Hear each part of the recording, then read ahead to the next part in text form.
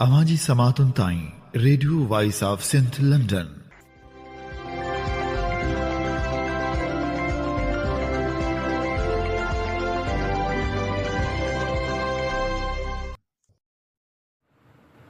अमी ॿुधी रहिया आहियो radio voice of Sindh London.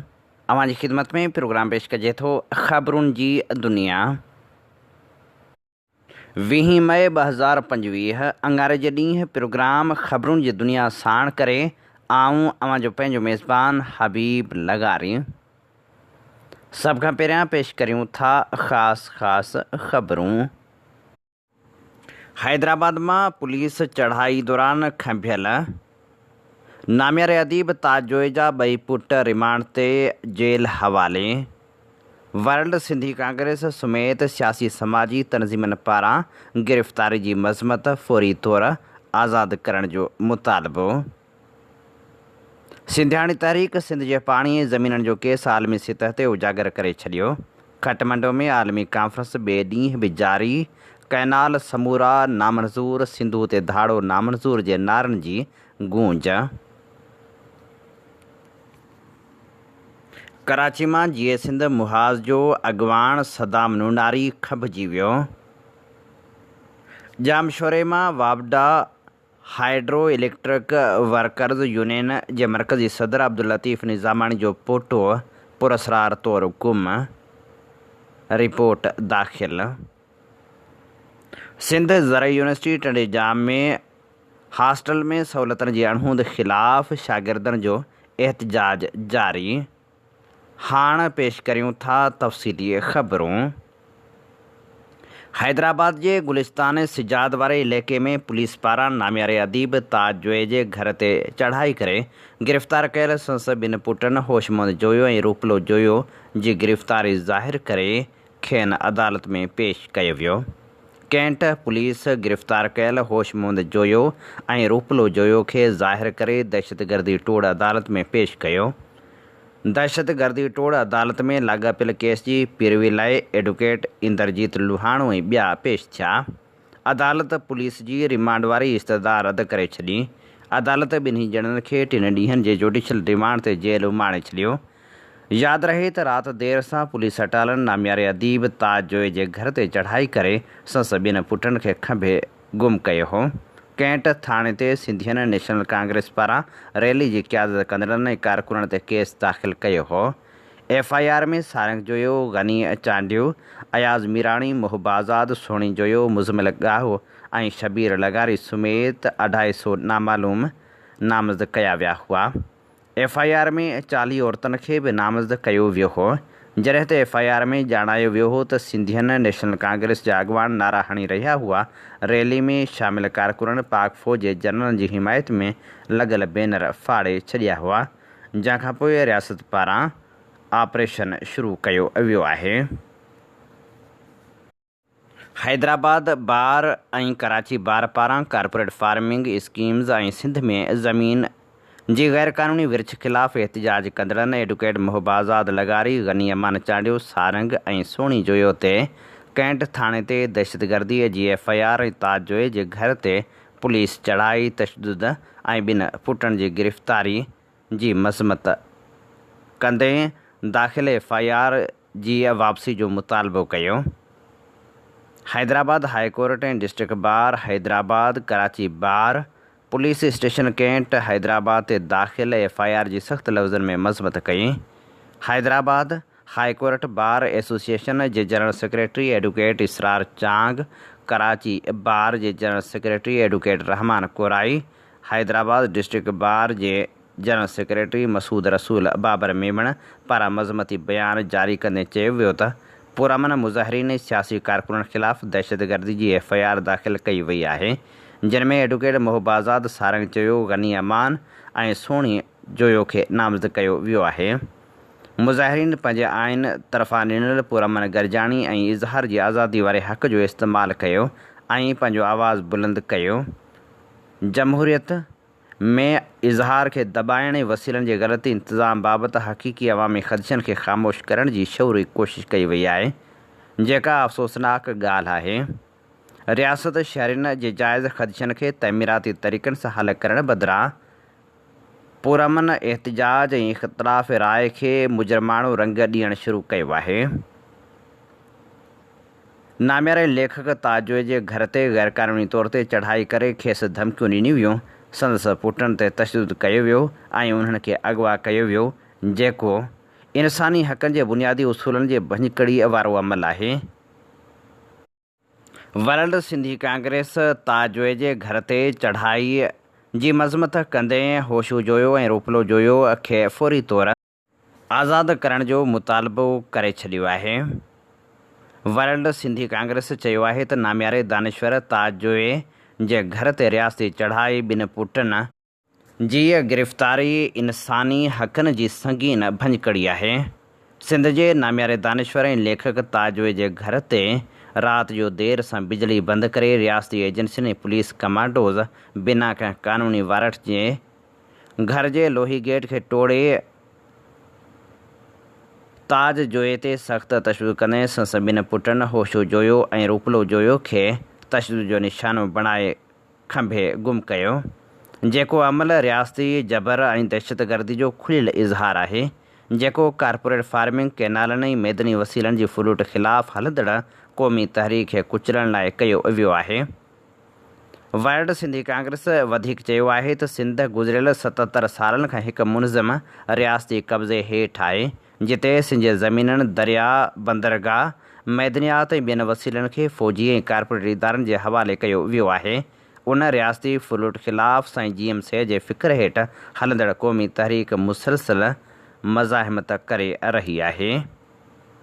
ताज जोए जे ख़ानदान ते हीउ हमिलो सिर्फ़ु हिकु दानिश्वर ते हमिलो नाहे, पर उहो सिंध जे क़ौमी शऊर ऐं मज़ाहिमती जदोजहद खे ख़ामोश कराइण जी साज़िश आहे। वर्ल्ड सिंधी कांग्रेस वाज़ह करे थी त अहिड़ा जाबराना क़दम तहरीक खे ख़तमु नथा करे सघनि, बल्कि उन जी क़ुवत खे वधीक मुनज़म ऐं मज़बूत कंदा। वर्ल्ड सिंधी कांग्रेस उन इंसानियत सोज़ वाक़े जी सख़्तु लफ़्ज़नि में मज़मत कंदे आलमी इंसानी हक़नि जे इदारनि, गॾियल क़ौमनि, amnesty international, human rights watch ऐं ॿियनि फोरमनि खां मुतालबो करे थी त हू उन रियासती दहशतगर्दी जो नोटिस वठनि ऐं पाकिस्तान जी रियासत खां जवाब तलब कनि।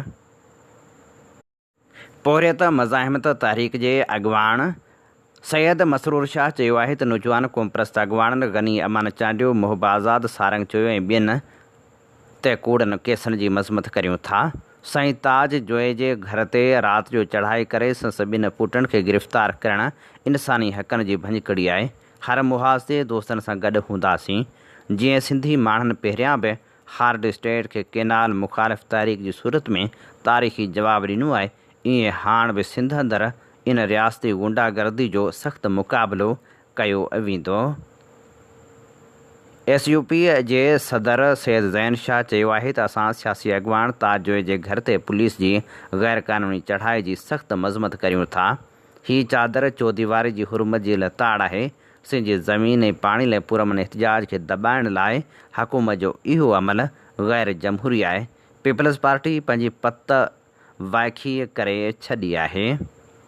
अवामी वर्कर्स पार्टी सिंध जे सदर काज़ी अली नवाज़ निज़ामाणी ऐं जनरल सेक्रेटरी असर इमाम पंहिंजे गॾियल बयान में सिंधी अदबी संघ जे अॻूणे सेक्रेटरी ऐं घणनि किताबनि जे ख़ालिक ताज जोए जे घर ते रियासती इदारनि पारां चढ़ाई करण ऐं संस ॿिनि पुटनि रूपले जोए ऐं होशमंद जोए खे खंभे गुम करण जी सख़्तु मज़मत कई आहे। पार्टी अॻुवाननि वाज़ह कयो आहे त हीउ अमल मुकमिल तौर ते इंसानी हक़नि, सियासी आज़ादी ऐं इज़हार जी आज़ादी ते हमिलो आहे। सिंधियन नेशनल कांग्रेस जे सिंध मार्च खां पोइ NCS जे अॻुवाननि सारंग जोए ऐं मोहबा आज़ाद समेत कारकुननि ते दहशतगर्दी जा कूड़ा केस दाख़िल करण ऐं उनखां पोइ ही रियासती इंतकाम वाज़ह करे थो त रियासत सिंधी सियासी कारकुननि ऐं क़ौमी आवाज़ खे दॿाइण लाइ ॾाढ जे हदनि खे पार करे रही आहे। अॻुवान चयो त अहिड़ी रीति सियासी कारकुननि खे खंभे हिरासां करे ख़ौफ़ जी फ़िज़ा पैदा करणु रुॻो जमहूरी असूलनि जी लताड़ न पर मुस्तक़बिल जी सियासी तरक़ी लाइ पिणु इंतिहाई ख़तरनाक रुझान आहे। अवामी वर्कर्स पार्टी मुतालबो करे थी त रूपले जोए ऐं होशमंद जोए खे फौरी तौर ते आज़ादु कयो वञे। संदन वालिद ताज जोए ऐं ख़ानदान सां पेश आयल गैर इंसानी सलूक ते माफ़ी वरिती वञे। GS सिंध क़ौमी पार्टी जे चेयरमैन ऐं GS सिंध रहबर कमेटी जे कन्वीनर नवाज़ खान ज़ौर चयो आहे त सिंध जे नामियारे अदीब दानिश्वर ऐं इंसानी हक़नि जे एक्टिविस्ट ताज जोए जे घर ते चढ़ाई कानून जे ग़लति इस्तेमाल जे बराबरि आहे। बिना जवाज़ ऐं बिना वारंटनि जे घर में दाख़िल थी चादर ऐं चौदीवारी जो तक़दुस पैमाल कयो वियो आहे। घर भातियुनि ते तशदुद ऐं ॿिनि पुटनि खे गिरफ़्तार करे खणी वञणु तमामु वॾी नाइंसाफ़ी जो अमल आहे, जंहिंमें मुलविस अहलकारनि खे मुअतल करे ताज जे खंभियल पुटनि खे फ़ौरी तौरु आज़ादु कयो वञे। पंहिंजे जारी कयल बयान में नवाज़ खान ज़ौर चयो त सिंध में पुरअमन सियासी कारकुननि ख़िलाफ़ ऋण ॿारियो वियो आहे। कैनालनि, डेमनि ऐं कारपोरेट फार्मिंग ख़िलाफ़ जदोजहद खे रोकण लाइ पुरअमन सियासी कारकुननि ख़िलाफ़ केस दाख़िल कया पिया वञनि। कराची जे कोरंगी वारे इलाइक़े मां GS सिंध मुहाज़ जे सदाम नुनारी ऐं जसकम जे गमशाद मरी, आमिर लतीफ़ चांग ऐं ॿियनि कारकुननि खे गिरफ़्तार करे गुम कयो वियो आहे। असां अहिड़े हर अमल जी मज़म्मत करियूं था। GS सिंध क़ौमी पार्टी मुतालबो करे थी त गिरफ़्तार ऐं गुम कयल समूरनि सियासी कारकुननि खे बिना देर जे आज़ादु कयो वञे। GS सिंध मुहाज़ जे चेयरमैन रियाज़ चांडियो चयो आहे त सदाम नुनारी GS सिंध मुहाज़ कराची ज़िले कोरंगी जो संजीदा ज़िम्मेवार अॻुवान आहे, जंहिं हमेशह सिंधी माण्हुनि जे रोज़गार लाइ पुरअमन जदोजहद कई आहे। कोरंगी में तनज़ीमी गॾिजाणी थी उते फ़ैसिलो कयो वियो त कराची में सिंधी माण्हुनि जी मालिकी कबी उन्हनि खे रोज़गार ॾियारण लाइ पुरअमन जदोजहद कई वेंदी त राति जो 1 वॻे पुलिस ऐं रेंजर्स अहलकार सदाम नुनारी ऐं ॿियनि कारकुननि खे खंभे खणी विया। असां सम्झूं था त कारकुननि खे गिरफ़्तार करे डिॼारे ख़ौफ़ज़दा करे धारियुनि खे कराची जे रोज़गार जे ज़रिए फैक्ट्रियुनि ऐं कारखाननि ते क़ाबिज़ कयो पियो वञे। हर फैक्ट्री कारखाने में रेंजर्स धरती धड़ियुनि खे ख़ौफ़ज़दा करे रही आहे। जेकॾहिं हुनजे रोज़गार लाइ जदोजहद कजे थी त कारकुननि खे खंभे गुम कयो वञे थो, जेको मज़मत जोॻो अमल आहे। हैदराबाद में सीनियर क़ौमप्रस्त अॻुवान अदीब ताज जे घर ते चढ़ाई ऐं पुटनि जी गिरफ़्तारी जी बि मज़म्मत करियूं था। कारपोरेट फार्मिंग डेल्टा जी तबाही, सिंधु दरिया जे वजूद खे ख़तरनि ऐं ग़रीब मुल्कनि खे ग़ुलाम बणाईंदड़ आलमी इदारनि जे कर्ज़ जी कोड़कीअ जे मसइलनि ते नेपाल जे शहर खटमंडू में आलमी कॉन्फ्रेंस ॿिए ॾींहुं बि जारी रही। सिंधियाणी तहरीक जी मरकज़ी अॻुवान एडवोकेट काइनात डाहिरी अॼु कॉन्फ्रेंस में शिरकत। कॉन्फ्रेंस में कैनाल समूरा नामंज़ूर, सिंधु ते धाड़ो नामंज़ूर जे नारनि जी बि गूंज थींदी रही।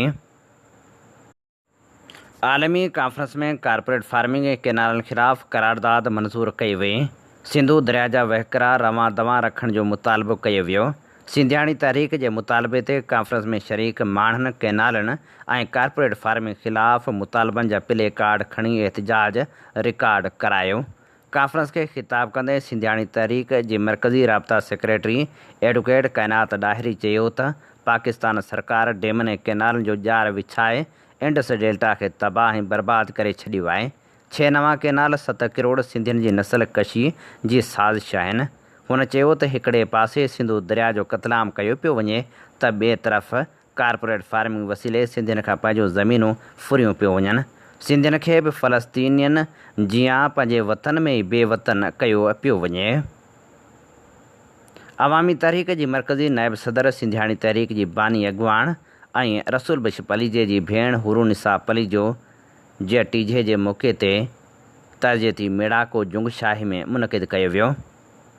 खेसि अवामी तहरीक, सिंधियाणी तहरीक ऐं मुख़्तलिफ़ सियासी समाजी अॻुवाननि लफ़्ज़नि जी भेटा पेश कई।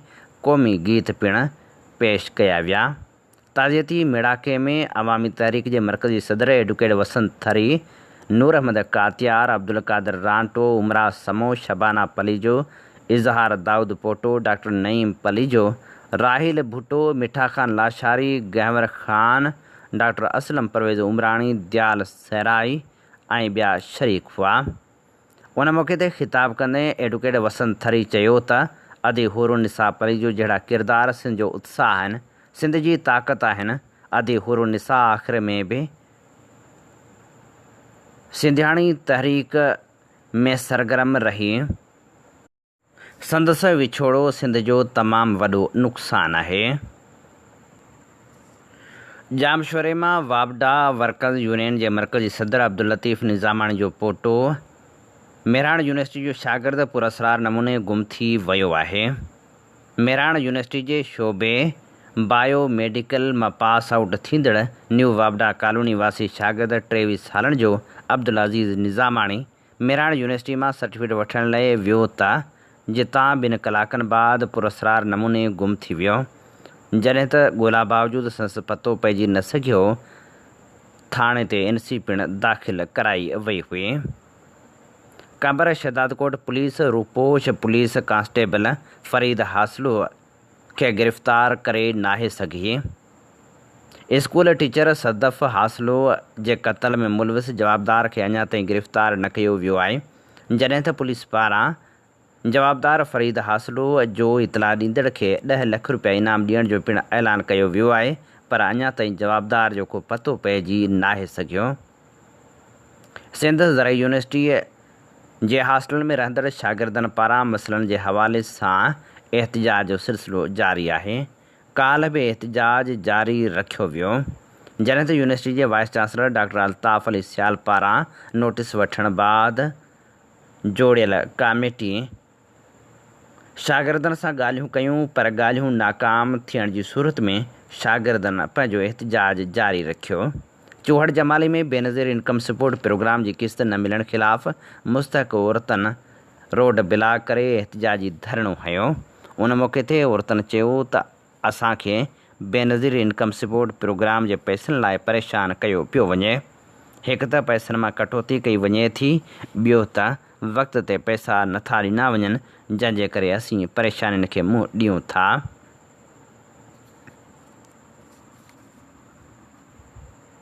मलीर जे सिंधी वसिंदनि सां माटेली मावारे सलूक ख़िलाफ़ मलीर वासी रोडनि ते निकिरी आया। एहतिजाजी मुज़ाहिरो कयो वियो। उन मौक़े ते धरणो हणी सख़्त नारेबाज़ी कई वई। जॾहिं त अॻवाणनि जो चवणु हो त चूंडियल नुमाइंदनि अवाम खां मुकमिल लातालुकी इख़्तियार करे छॾी आहे। इब्राहिम हैदरीअ जे सियासी समाजी अॻवाणनि जान आलम जामोट, सैद मेहरान शाह, फातिमा मजीद ऐं ॿियनि जी अॻवाणी में सवें ॻोठाणनि एहतिजाजी मुज़ाहिरो करे धरणो हयो। जॾहिं त KE ऑफिस जे गेट साम्हूं नटण उस में धरणो हयो वियो। उन मौक़े ते अॻवान चयो त असांखे के बि सहूलियतूं नथियूं ॾिनियूं वञनि, जंहिंजे करे मुश्किलातुनि जो शिकार आहियूं। कोरोना वबा दौरान भर्ती थियल मुलाज़िमनि पघारूं न मिलण ख़िलाफ़ एहतिजाज शुरू करे छॾियो आहे। काल्ह सिंध जे मुख़्तलिफ़ शहरनि में एहतिजाजी मुज़ाहिरा कया विया। जाम शोरे में पिणु मुलाज़िमनि एहतिजाजी मुज़ाहिरो कयो, जंहिंजी अॻवाणी साकिब बबर, मोहसिन ख़ासकैली, महरम जमाली ऐं ॿिया करे रहिया हुआ। उन मौक़े ते अॻवान चयो त हुकूमत कोरोना वारे दौर में भर्ती कयल मुलाज़िमनि सां नाइंसाफ़ी करे पई।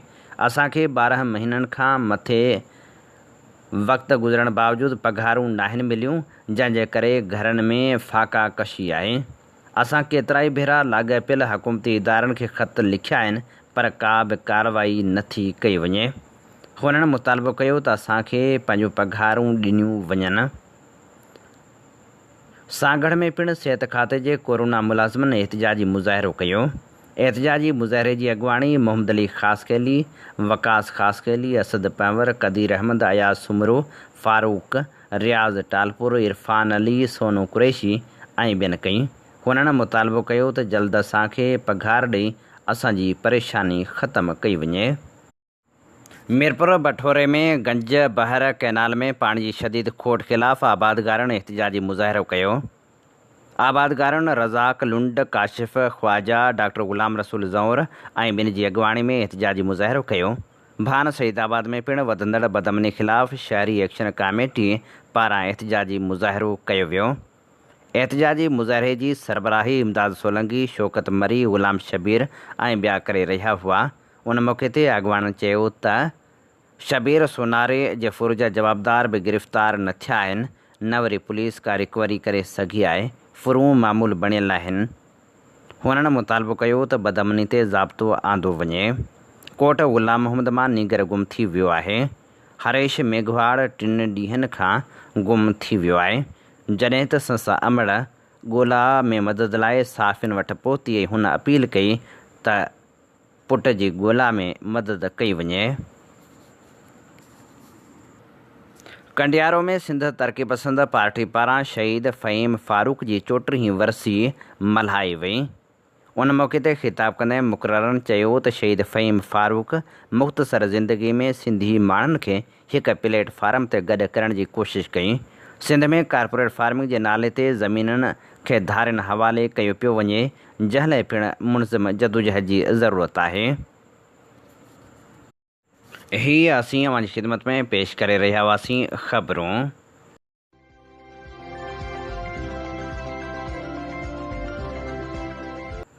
सिंध में इंतिहा पसंद तनज़ीमनि जा नेटवर्क कीअं कमु करे रहिया आहिनि, इहो पंहिंजी जॻह ते सुवालु आहे। मातली में अबू सैफुल्ला उर्फ़ रज़ाउल्लाह निज़ामाणीअ जे क़त्ल वारे वाक़े केतिरा ई सुवाल उथारे छॾिया आहिनि।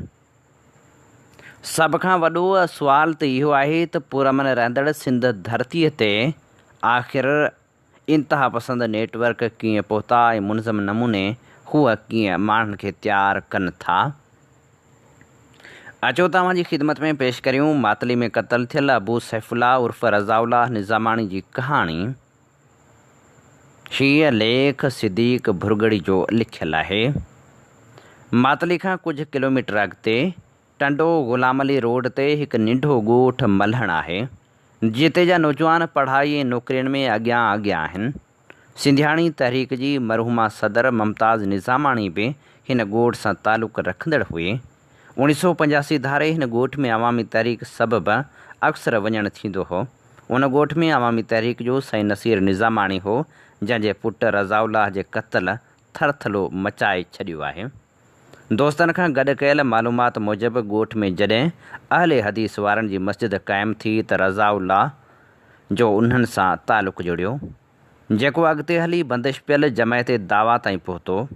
रज़ाउल्लाह निज़ामाणी मल्हड़ बजाए मातली में पंहिंजे ज़ाती घर में रहंदो हो। मकातन वग़ैरह खां पोइ संसद पंहिंजो बनी जो टुकुर पिणु हो। कुझु वक़्तु अॻु खेसि ख़बरदार कयो वियो हो त संसद ज़िंदगी खे ख़तरो आहे। खेसि पुलिस गार्ड बि मुहैया कयल हो। माइटनि खेसि चयो त लॾे ॻोठ अच, पर ही न वियो। कुझु वक़्त खां कातल संदसि पोयां हुआ। हुन जे पोयां ज़मीन ते विया, पर हथु न आयो। हिकु दफ़े सुबुह 6 वॻे संदसि घर जे दरवाज़े ते आया त संदसि घरवारी वई, जंहिंखे चयाऊं त हिन खे मोकल ऐं संदसि काफ़ी साल पुराणो नालो पिणु वरिताऊं, पर शक सबबि हू ॿाहिरि न निकितो। वाक़े खां कुझु ॾींहं अॻु हुन पंहिंजी अमड़ बि घुराए वरिती हुई। जंहिं ॾींहुं कातलनि खेसि क़त्ल कयो त मथसि 4 फायर कया, जिन मां 3 संदसि छाती में लॻा। हूअ ई जहान छॾे वियो ऐं ॿुट ॿधल 3 कातिल 125 ते फ़रार थी विया। संदसि सिक्योरिटी लाइ मौजूदु पुलिस वारनि कुझु न कयो। कलाकनि अंदरि इंडिया टुडे ऐं ॿियनि चैनलनि तां ख़बर नशर थी त बंदिश पियल जमायत दावा जे नेपाल चैप्टर जो अबू सैफुल्लाह मारिजी वियो ऐं इंडिया मूजिबि हू सन 2000 खां वठी इंडिया में दहशतगर्दी जे 3 चइनि वॾनि वाक़िअनि में मुलविस हो ऐं नेपाल मां दहशतगर्दनि जी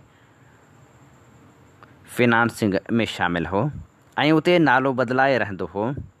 इंडियन एजेंसियुनि पारां ट्रेसिंग बाद हू नेपाल मां निकिरी वियो, वग़ैरह वग़ैरह। संसद जनाज़े निमाज़ बाद बंदिश पियल जमायत दावा जे अॻुवाणनि संसद क़त्ल जे ज़िम्मेवार इंडिया खे करार ॾिनो। पाकिस्तान में कुझु सालनि खां कश्मीर जिहाद में हिसो वठंदड़ 24 खन अहम अॻुवाण क़त्ल थी चुका आहिनि। 2 महीना अॻु जहल में लॻ अबू कताल सिंधी खे गार्ड समेत क़त्ल कयो वियो। उन्हनि वाक़िअनि मां कुझु क़त्ल शायदि ट्रेस बि थिया। रज़ाउल्लाह बाबति जॾहिं दोस्तनि खां मालूम कयो त ख़बर पई त संदसि शादी नेपाल मां थियल आहे। उहा औरत साणसि मातली में गॾु रहंदी हुई। हूअ शरीफ़ तबियत जो हो, संदसि कंहिं सां बि दुश्मनी न हुई। हूअ सालनि जा साल ऐं पोइ महीननि जा महीना गुम रहंदो हो ऐं हाणे त हू बि ज़ाहिर हिते बनी बारे जे कम खे लॻल हो। सुमरन खां 20 एकड़ ज़मीन ख़रीद कई हुआईं, जंहिंजी लिख पढ़ रहियल हुई। संदसि क़त्ल सवाल थो पैदा करे त माण्हू पंहिंजे मुल्क में बि महफ़ूज़ नाहे। इंडिया जेको कैनेडा में सिख माराए सघे थो, उहो हिते बि पंहिंजे एजेंटनि वसीले कुझु बि करे सघे थो, छो त हीअ 24हों वाक़ियो आहे। हीअ असीं पेश करे रहिया हुआसीं सिद्दीक़ भुरगड़ी जी लिखणी। जंहिं लिखणी मां इहो ज़ाहिर थिए थो त कीअं हिकु अॻवान मुख़्तलिफ़ मुल्कनि में वञे थो। नेपाल में बि संस वञणु थींदो रहे थो, पर सवालु वॾे में वॾो इहो आहे त आख़िर हिकु नंढड़ी मस्जिद जेका इलाइक़े में क़ाइमु थी, उन में हिकु पढ़ियलु लिखियलु नौजवान कीअं वियो। अवामी तहरीक जहिड़ी अहम तनज़ीम सां वास्तो रखंदड़ कारकुन जो इंतिहा पसंदि ग्रुपनि में वञणु केतिरा ई सुवाल उथारे थो, जंहिं ते सिंध वासियुनि खे सोचण जी ज़रूरत आहे।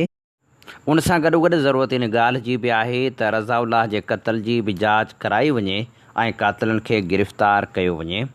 न सिर्फ़ु गिरफ़्तार कयो वञे, पर इहो बि पतो लॻायो वञे त रज़ाउल्लाह कंहिंजी मार्फत इंतिहा पसंदि तनज़ीमनि जो हिसो बणियो।